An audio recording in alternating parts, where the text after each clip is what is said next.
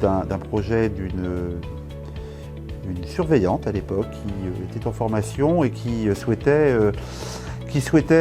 dans le cadre de sa formation, mettre en place une action dans ce domaine-là. Et donc ça a commencé par le tri des déchets alimentaires et déchets non alimentaires à la cantine. Et ça a entraîné toute une série de conséquences dans l'établissement, puisque de ce projet initial, on en est arrivé à mesurer chaque jour le poids de déchets dont on se débarrasse. Quand on a renégocié avec la société de restauration, on a beaucoup insisté sur la provenance des produits, du bio, de la proximité, sur le fait que ce qu'on jette soit retraité derrière, donc maintenant on en a l'assurance.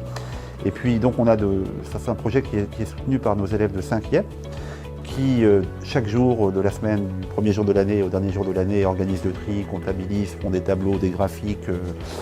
Et on est assez ravis puisqu'en fait on doit gaspiller moins de la moitié de la moyenne nationale par repas. Le gaspillage, nous avons mis en place toute une série d'affichages et puis une partie du tri au niveau du débarrassage des plateaux. Ce qui fait qu'à la fin, quand ils récupèrent les restes, ils sont pesés et c'est affiché donc pour faire prendre conscience aux enfants qu'il ne faut pas gaspiller, quoi. Depuis 2020, du coup, on a introduit des composteurs au Christ-Roi. Donc en fait, ces composteurs, on va s'en servir aussi le midi quand ils font le tri des déchets. On va, tout ce qui est compostable, les épluchures de fruits, les choses comme ça, mais vraiment, on ne va pas en prendre trop non plus.